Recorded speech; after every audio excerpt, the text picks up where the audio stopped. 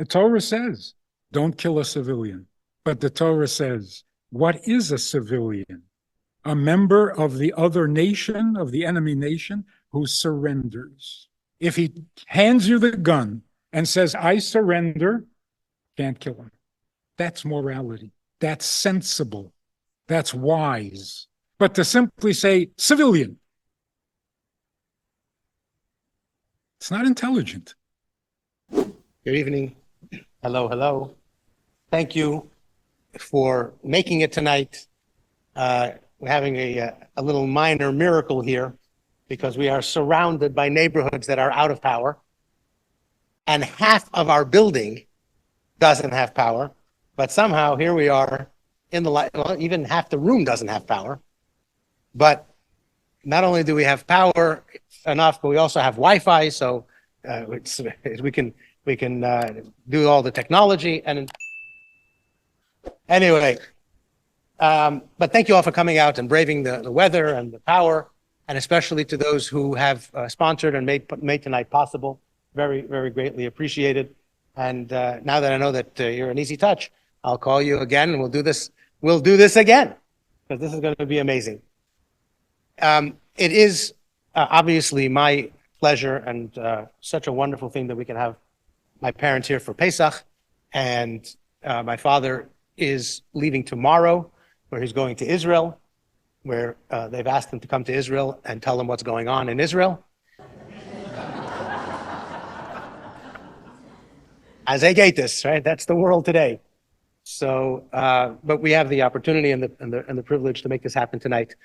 A very important point, I think, before my father will tell you the same thing, that this is not a political speech. We're not promoting one side over the other, or one party over the other, or one opinion over the other.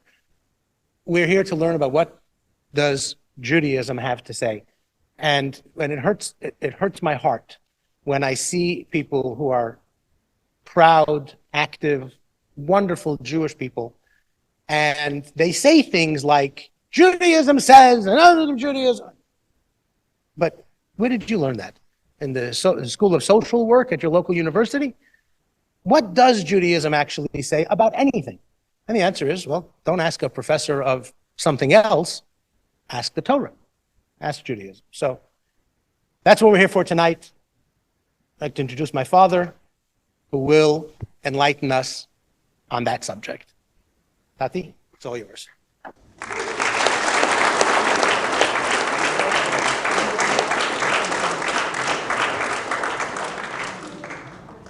So what do you think of war? Don't like it? Yeah. For everything, there is wisdom in the Torah. There is no subject, no topic, no issue that the Torah does not enlighten and instruct so that we know what we're doing. It's as simple as that. We're living in a very, very exciting but strange time, as we'll soon see. I remember back in the 50s, the big question on campus among students of higher education, the big question was, can you be moral without religion?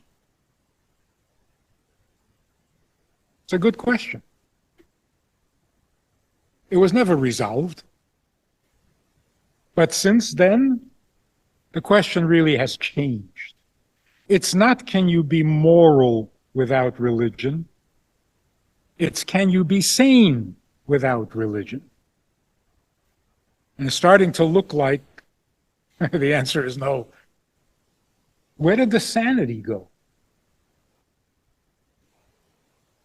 Of course, we're horrified by massacres and killing of children and so on, but it's not new. In biblical times, this was going on. King David writes about the enemy who killed our babies. But the lack of sanity may be unprecedented.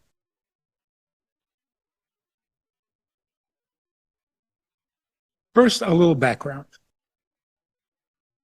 Why does war exist? Everything in this world was created by God. Everything, including war. Why does it exist? It's because when you read the description of creation in the Torah, it says God created the world in 6 days to be done. God created the world with a need for repair. The world was created with great potential, but it was not complete. It still is not complete. This is not the world that God intended. We're on our way. We're in the process, but we're not done. So what exactly is war? War means very simply, if you think it has to get better than this, you don't agree that this is as good as it gets, then you have declared war.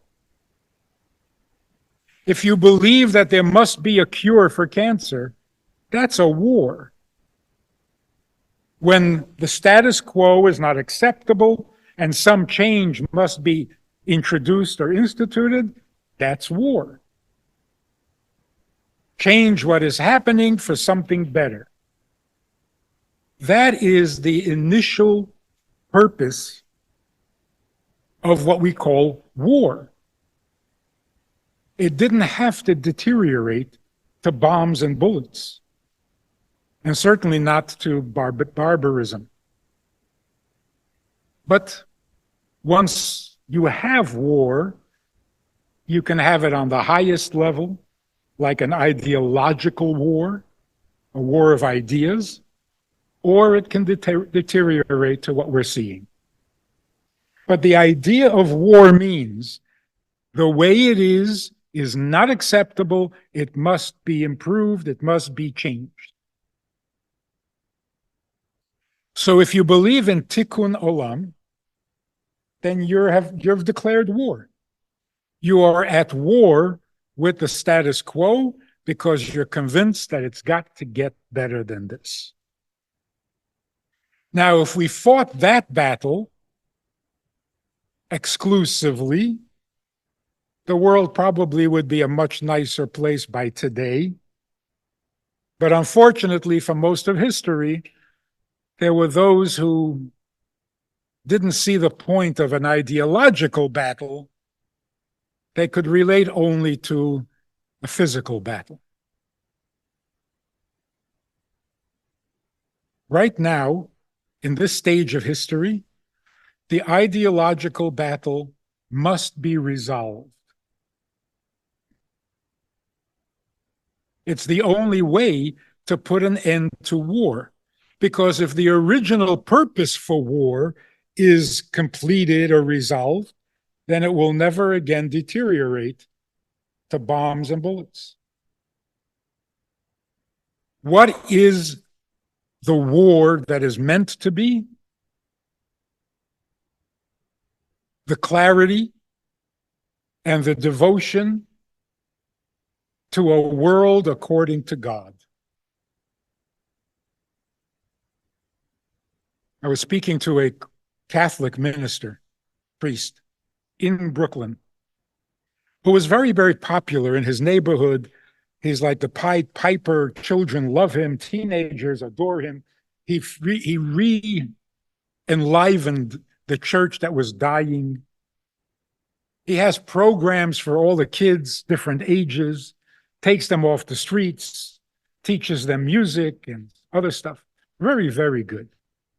And he became known and popular in the entire community for his social work. He happened to eat at the kosher restaurant, and so we all got to know him.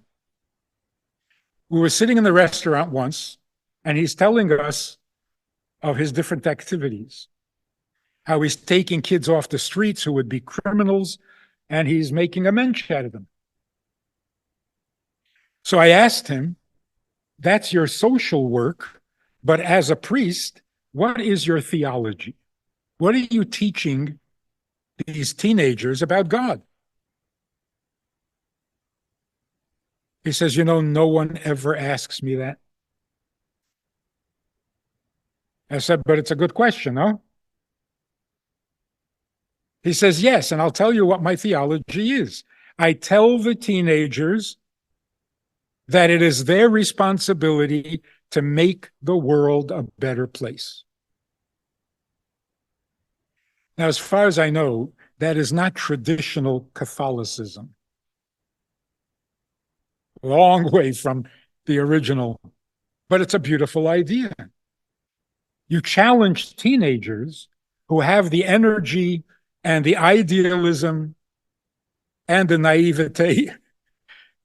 They can change the world. So I said to him, that's a beautiful idea, but I think you need to add one little detail. Who really needs the world improved? If you believe in tikkun olam, that we have to make the world a better place, that's correct. But who really needs the world to become a better place? I would be content with a nice neighborhood, a peaceful town. I'm not worried about the whole world. So who needs the world to become a better place? If not the creator of the world? So when we're making the world a better place, we're actually serving God's purpose. That is the original war which we are supposed to be engaged in. Make a world that is just natural into a world that is pure goodness. It's a challenge. So I said to him, tell the students that making the world a better place is because the creator of the world really cares about his creation. This man got so excited. He was pounding on the table. He was saying, I knew it. I knew it. So what are you talking about? He says, all through divinity school, I never got comfortable with the idea that God, the Father, is removed in heaven. He can't get involved. He can't be bothered. The one who cares is the Son. He said that never made any sense. A father doesn't care. What kind of father is that? He says, I knew it. So I was right. I said, yeah, you were right. You were right. God himself, the creator, is concerned with his creation. How could it be otherwise? If he bothered to create it, he can't be bothered to perfect it through us. So here's the point. For all of history, we have thought of God as the ultimate judge who sits in heaven and dishes out reward and punishment.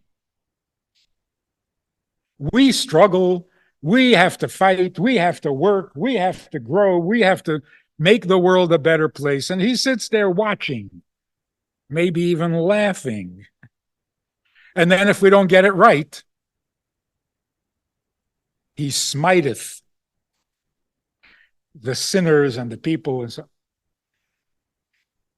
what a terrible, depressing picture. It used to be that people were motivated, as we all know, people were motivated to do whatever it is they do for one very basic reason: survival. You have to do what you have to do because otherwise you're going to die. So in the olden days, when people took up farming, Why are you plowing the fields? Why are you waking up your 11-year-old and saying, come, we got to get to work? Why? Well, if we don't get the seeds in on time and the harvest doesn't grow and we can't have food stored away for the winter, we're going to die. Well, that wakes you up. Even an 11-year-old. So they went to work. The ultimate motivation behind everything we've accomplished in the last 5,000 years, give or take, is because we don't want to die. Now, religion came along and added another layer. Not only should you plow the field and produce a harvest so that you don't die from hunger, you should also behave yourself, because if you don't, then after you die, that's when you're really going to suffer. So now we've got a double threat. It's like life stinks and then you die. No, and then after you die, it stinks again. Strong motivation. Something happened, I don't know, 10 years ago, 15 years ago, but very recent. Something shifted in the mentality of the 8 billion people on Earth. Somehow, the threat of death is not effective. Doesn't work anymore. Of course, nobody wants to die. But the motivation to do what you have to do, to get up early, work hard, because if not, you'll die, it doesn't make any sense anymore. I mean, today you wake a kid up, you say, get up, it's late. Kid says, late for what? So you're going to miss the bus. Those who still take the bus. You're going to miss the school bus. He says, why do I have to get on a bus? Well, you got to get to school. Why do I have to get to school? Go through all the steps. Well, because you got to get into high school, and from high school, you got to get into college, and from college, you got to get a job. And from the job, you got to get money so that you can pay the mortgage. So why do I have to pay the mortgage? So well, you have to have a house. So why do I have to have a house? What do you want, to live on the street? You know, living on the street, you can get sick and die. And the kid says, that's why I have to get up now?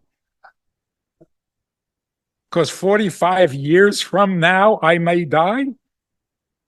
And besides, you don't die, you go on welfare. So the threat of death has become so remote to the child that you can't use that anymore. Now, if the threat of death is too remote, the threat of hell is even more remote. It doesn't work anymore. I don't know if you notice this, you look around and you'll see. Saying you could die does not scare anybody. Like, don't mess with drugs. Why not? It can kill you. Yeah. What's your point? There's an indifference.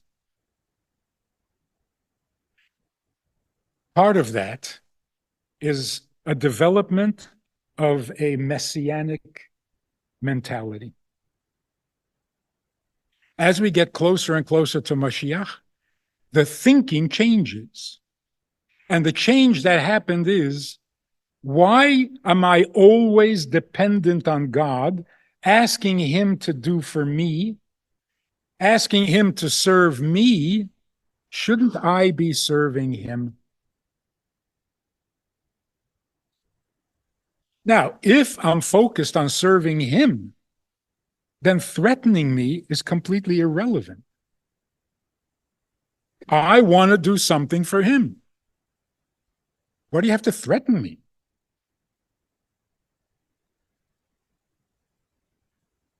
I was speaking somewhere for a group of women, and one of the women, local women, had asked her husband to come with. So he was the only guy in the room. I don't count. It was a women's program. He was the only guy in the room. And he felt like he had to say something. So he interrupts whatever I was saying. I don't remember what it was. He interrupts and he says, but that's only according to Judaism. I said, well, this is a talk about Judaism. 10 minutes later, he interrupts again. But that's only according to Judaism. I said, did you walk into the wrong room or something? We're here to discuss Judaism. He says, why do you make it sound like Judaism is the only religion? Or that it's the best religion? Have you tried Buddhism?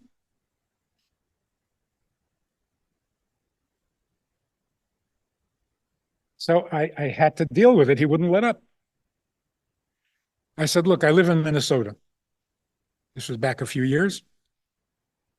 At that time, Northwest Airlines had pretty much a monopoly on the airport.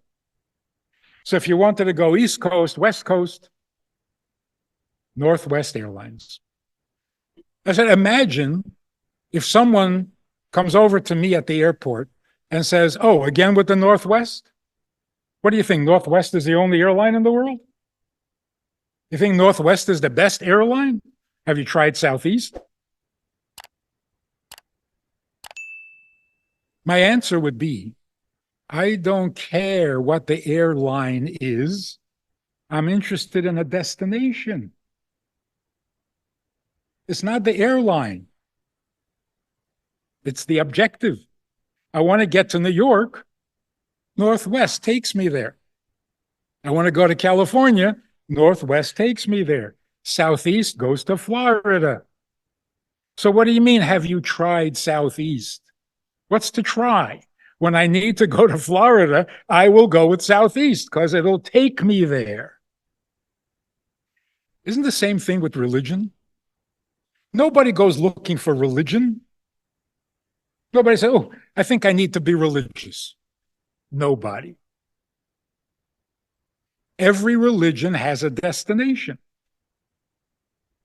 You choose your destination, and then you go with whatever religion will take you there. So, for example, Buddhism has a destination. What is the destination of Buddhism?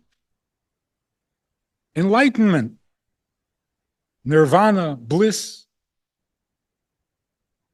If you want bliss, the only airline that'll take you there is Buddhism.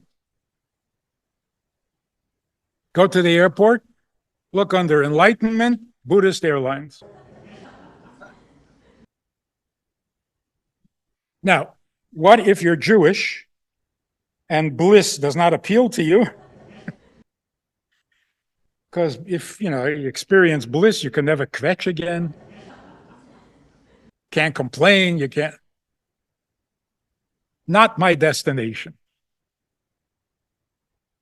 So, what if your destination is salvation, to be saved from hell? Go to the airport.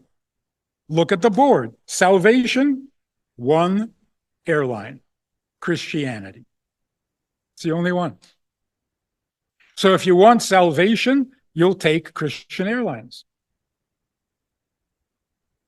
Whether it actually brings salvation, that's beside the point. If you're looking for salvation, you can only go with Christian Airlines. Now, what if salvation is not your objective and not your destination? What if your destination is that after you die, you want to have 72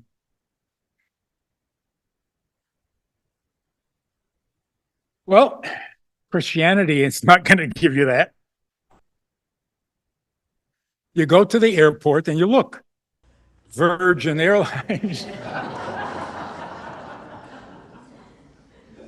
Islam, the only one that offers that. So you really can't pick a religion. You got to pick the destination. And here is the ultimate question for us. We know the destination of Buddhism. Ask any Jew. We know the destination of Christianity. Every Jewish kid knows that. And we know the destination of Islam. The only one we don't know is, what is the destination of Judaism?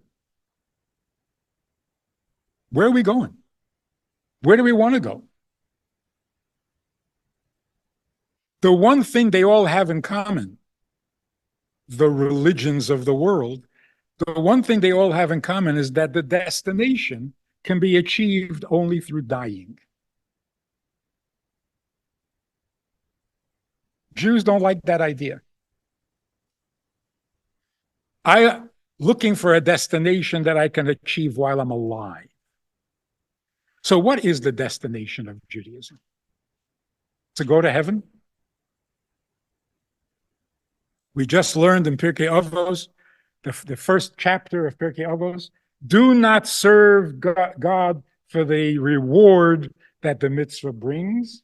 Be like the servant who serves his master without thought of a reward. So yes, we will go to heaven because you got to go somewhere.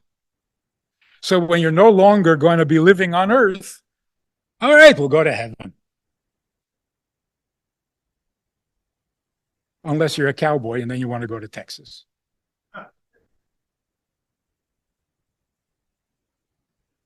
But it's not a destination. It's a holding pattern. Heaven is like a 5-star retirement home.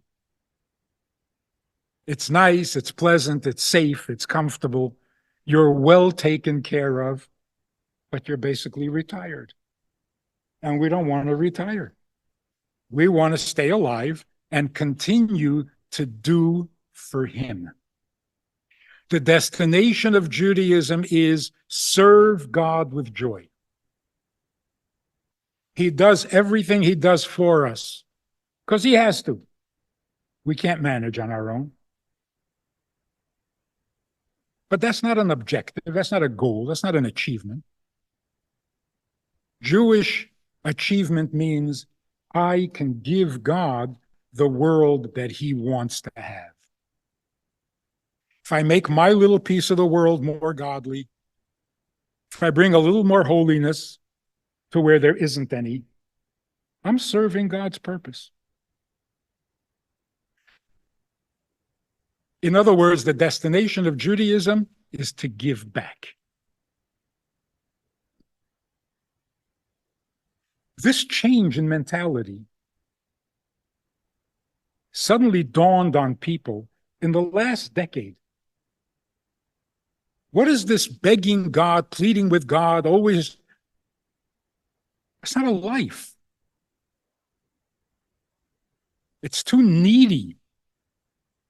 It suddenly dawned on people that God is not here to serve us. We are here to serve him. This changes everything. Now don't threaten me with death. That's not going to motivate me. Tell me what I can do for God because I want to serve him. So you go to the rabbi when all else fails and you say, Rabbi, isn't there one thing I can do for God? And typical Jewish fashion, if he's a good rabbi, he'll say, why only one thing? There happen to be 613 things you can do for God. So pick something. This change is really preparation for Mashiach.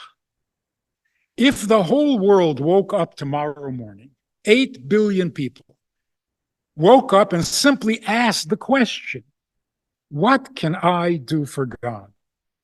This world would immediately become more than heavenly. If we actually find an answer to that question, this is Mashiach. A world devoted to serving the Creator. Would there be war? No, because that is the war for which we were created. And once we resolve that war, there will be no other ugly kinds of war. This is what we need to do. We need to shift from this taking mentality from God to the giving mentality. We're here to serve. We're here to give, not to take, because we are not the needy one. We didn't create the world. We don't need to improve it. This is really a major change in mentality, in the psychology, and religion better adjust, or it will become completely irrelevant. What helps come to this conclusion is the complete failure of those institutions that we always looked towards for information, for teaching, for inspiration, for morality. You remember the old debate? Who should be teaching children morality? The school or the family? The home? Big debate. I think basically it turned out that the school was going to teach morality. And that's why education became so important. Every child must have an education, because without education, you remain a barbarian. If you're educated, you become a finer person. You become a moral person. You become a sensitive person. Look what happened. The higher the education, the greater the immorality. If you're actually the president of the entire university, you're the worst person in town. This is scary. The other possibility, where can morality come from? Religion, from the Bible, from the holy books. Turns out the biggest problem in the world today is religious fanaticism, which is the worst kind of fanaticism. Do you imagine gleefully massacring people of all ages, putting babies in ovens, and thinking that that proves that God is on your side? This is what they believe. Because they were successful on October 7th, it proves that God is on their side. So morality will come from religion? Okay, so if it's not coming from religion and it's not coming from education, then it has to come from the family, which is a joke. Where does the family get it from? It is obvious and clear. The only source of morality left is the Torah. The only place where you can find a little sanity and wisdom is the Torah. And now we come to the point.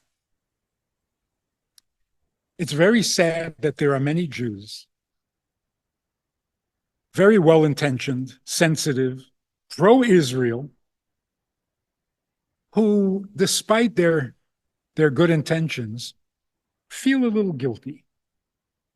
I mean, you keep listening to the news, you keep looking at the... We're killing too many people. We're killing civilians. I mean, we can justify it, but it still doesn't feel right. And yes, we're overreacting. It's not a proportional response. And what about the hostages? So we don't sleep well. There are those who actually are convinced that we are violating all these rules of engagement and that we are the guilty ones.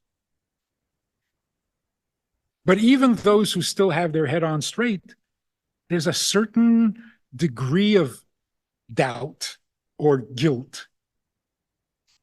which is completely unnecessary. So let's take a look at the clarity and the wisdom of the Torah. Are you allowed to kill a civilian when you're at war? The Geneva Conference decided that it's illegal. But what do they know? Is it illegal to kill a civilian?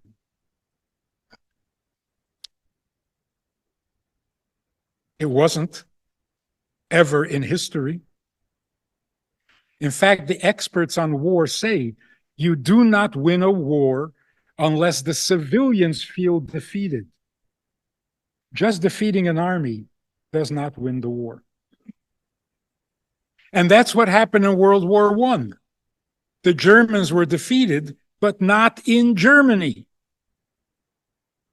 So 10 years later, it continued, and we call it World War II. Can you imagine if the Allies had gone into Germany in World War I? There might not have been a World War II. There might not have been a Holocaust. So to not convince the civilians that war does not pay means you have not won the war. Even in the Six-Day War, the amazing miracle, Egyptians believed that they won that war because they never saw an Israeli tank. They never saw an Israeli soldier. So the propaganda machine comes back and says, we won. And if we won now, why don't we try it again? So what is the truth? Are you allowed to kill a civilian or not? Two things. First of all, what is a civilian? Who is a civilian? Anyone without a uniform?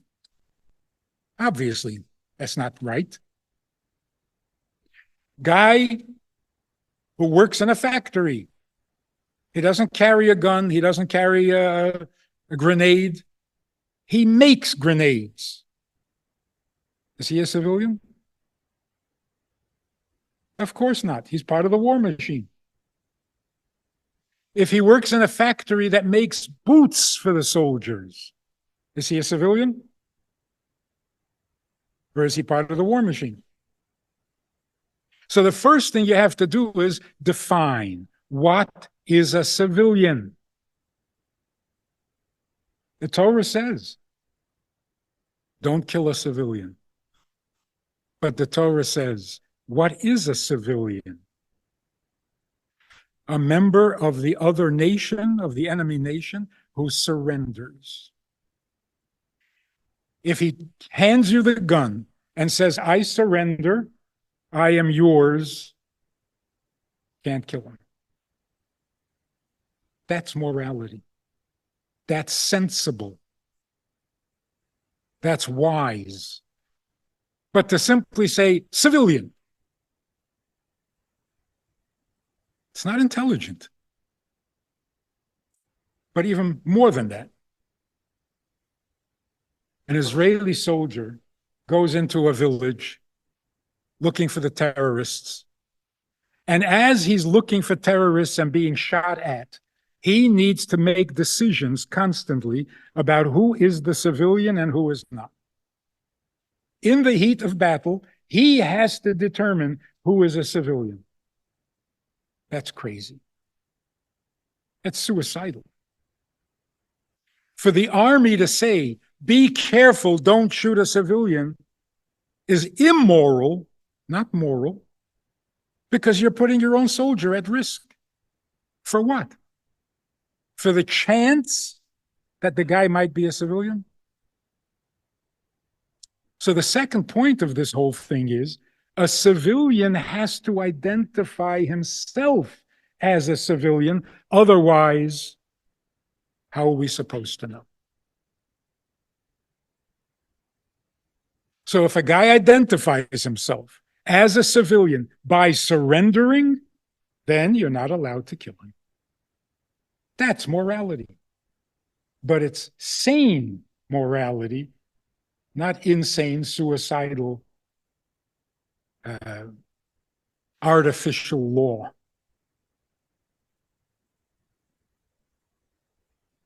Even a baby. Obviously, the baby can't identify itself as a civilian. Then the parents or whoever are in charge has to identify this baby as a civilian, not as a shield. Because if the baby is a shield, well, shields are a tool of war.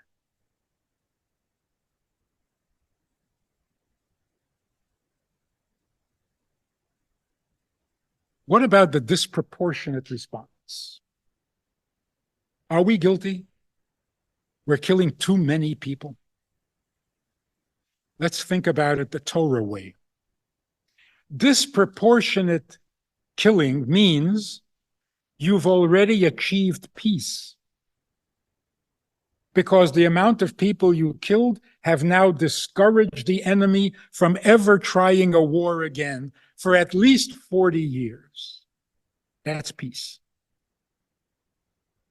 So if what you have done until now has achieved peace, then you're not allowed to kill a single soldier more.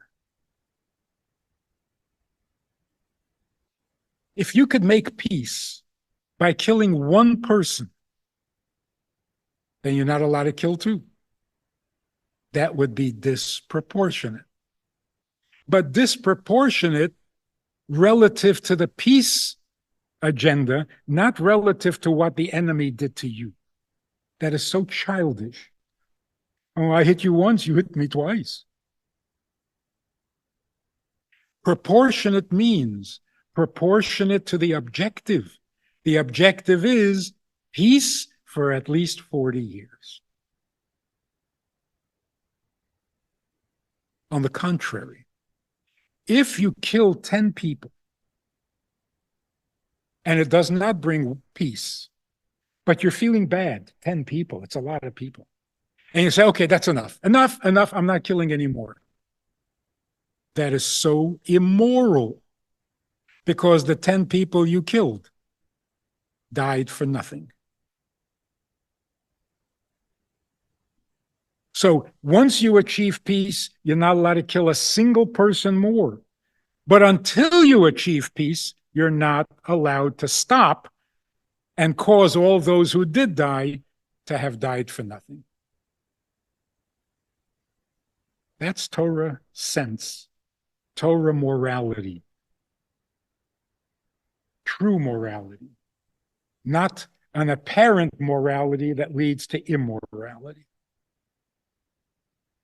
Now, with hostages, we don't tell the enemy that you will do anything to get back a hostage. Never say that. Why? Because you're creating an industry. For every hostage you take, I will give you millions of dollars. What did you just do? You put every person in danger of being a hostage. So even if you are determined to do everything to get back the hostage, don't make statements. Also, as long as we're on the subject, don't tell the enemy that you will protect their civilians, because guess what they're going to do?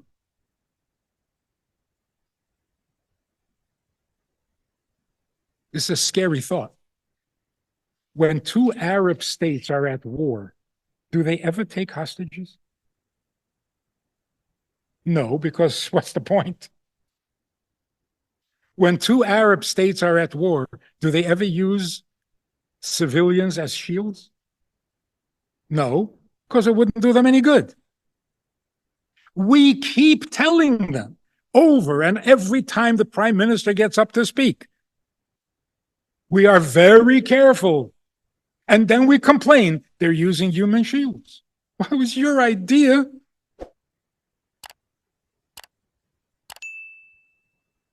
to end this war, which is ultimately a religious war, we have to make it very clear.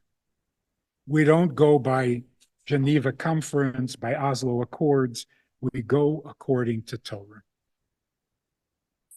That, in a religious arena, will be more convincing, more intimidating than claiming that we are a democracy. How many times are you going to say that? You see, it doesn't make any impression whatsoever. On the region, it only satisfies some people in Congress. So we need to respond to the challenge. The challenge is a religious one. Why does anybody want Israel? For what?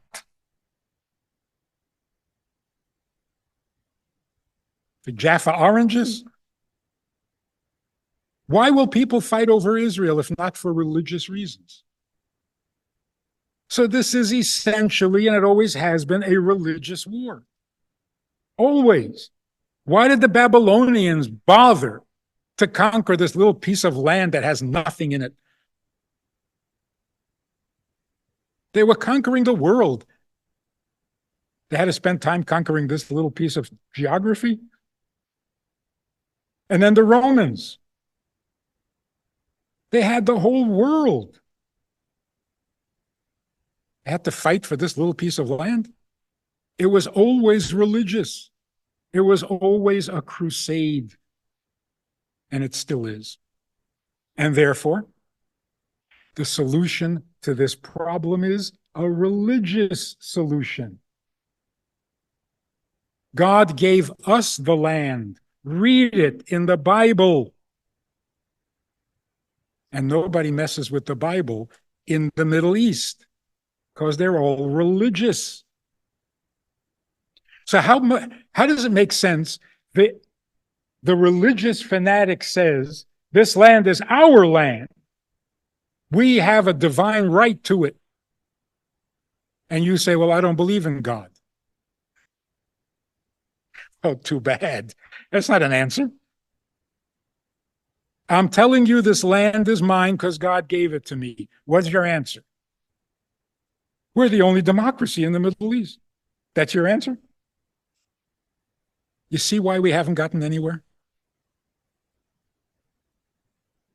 The answer is, this land has been disputed over religious belief forever. It's time to resolve it once and for all.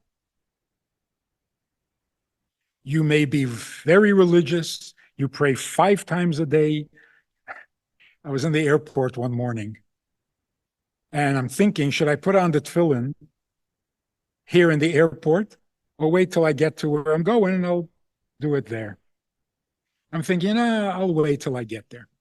As I'm thinking this, a guy not far from where I was sitting opens up a little valise, takes out a little carpet, puts it down in front of the Coke machine, and gets down on his face, on his knees. I thought, okay, I'm putting on the tefillin. Not in front of the Coke machine. So yes, they're very religious. To their credit. They never went for idol worship, to their credit. They're circumcised, to their credit. But the land is not theirs. So you're very good people, you're very noble, and you're very devoted to your cause, but it's not your land. If we tell them that, if we make it clear, if we stand up and tell the truth, the godly truth, this thing will be over forever. Because truth counts. Truth matters. And when people hear the truth, they may resist for a minute or two, but the wind is out of their sails.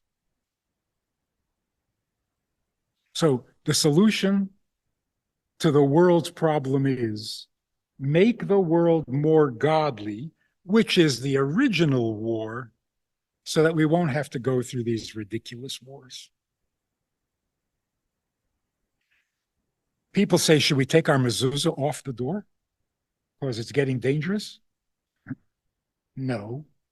Put up a bigger mezuzah, the biggest mezuzah you can find in neon colors, and make sure it's kosher. And then should we not light a menorah in our window? No, don't light a menorah in your window. Put one outside on your lawn at least 10 feet tall. And if you're in the airport, put on your tefillin, just so that people can see that Jews are still Jews. We are still the original people. We are the biological descendants of Avraham and Sarah, Yitzchak and Rivka. Yes, we are those people. One final story. Years ago, there was a convention of all activist Jewish students on all campuses in North America. There are about 500 students gathered at a hotel in Toronto. I was asked to come and fabring, a midnight fabringen.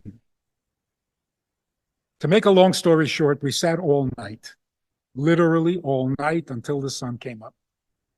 Started off with about 60 students. Towards the end, there were only about 4 left, but we sat through the whole night. One guy, an engineer, a science student, kept asking questions all night long. Some good questions, some not, but early morning, the sun has come up. There's one Israeli guy who had been sitting there the entire night. He turns to this engineer guy and he says, you know, I've been sitting here all night listening to your questions. I come from a kibbutz. I didn't know what Yom Kippur was until I came to America. So I am anything but religious. All I know is that my people came out of the Sinai desert after 40 years, and they had 5 books. The Bedouins have been in that same desert for 4,000 years, not a single book, not even a pamphlet. So if I were you, I would stop with all the questions and read the books. Even if it's not for religious purposes, it's your people. Your name is on every page.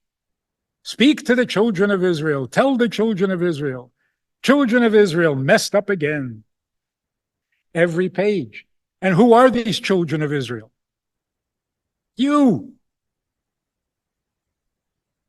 If we could tell the world, you know we're the chosen people. We are. You know we are descendants of Avraham and Yitzchak and Yaakov and Sarah and Rivka. Yes, we are. You know we have a message for you from Sinai. If you will all sit down quietly, we'll share the message. As soon as you stop shooting at us, we'll enlighten you, because you don't know right from wrong anymore. It's very sad. Jews are running around, especially Jewish leaders, saying, oh, it's a terrible time for the Jewish people. We're in big trouble. No, we're not. We are not the ones in trouble. The world out there, oh yeah, they messed up. The pity is on them. We'll be fine. We are the eternal people. But what's going to be with them? Some guy says, I think Israel is making a big mistake in the Middle East. I said, before we get into that, can I ask you a simple question? What's a woman?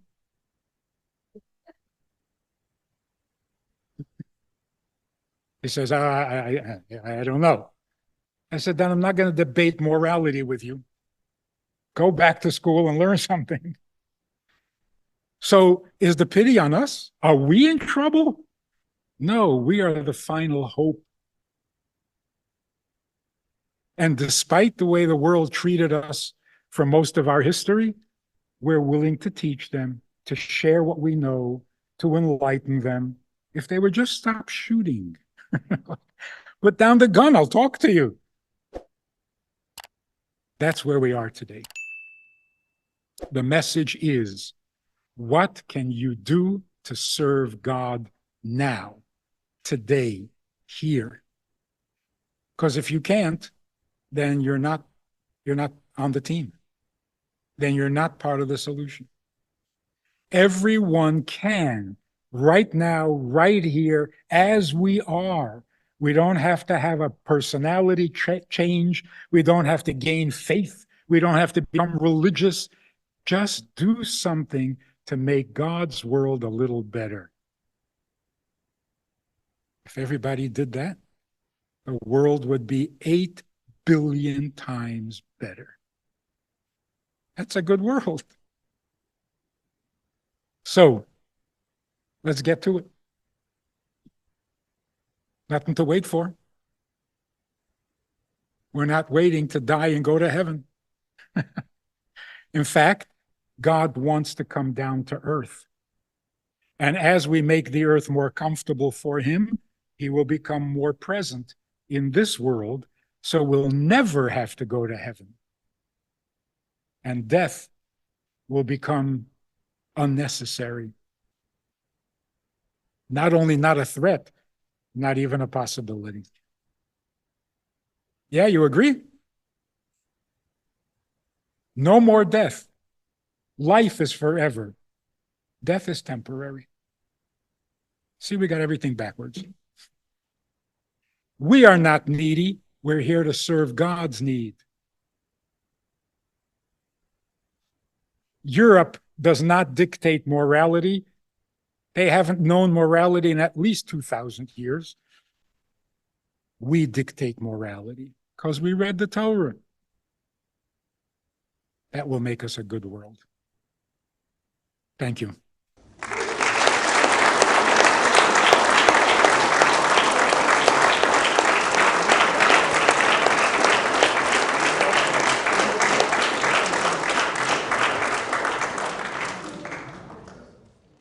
If you enjoyed this conversation or this topic, and you're looking for more information, or you want to hear it again from another angle, there is a way to do that. And that is in this book. It's all there. Order it from Amazon. You can read it, reread it, and share it. We have a Sunday night program for VIPs that you might be interested in. It's informal.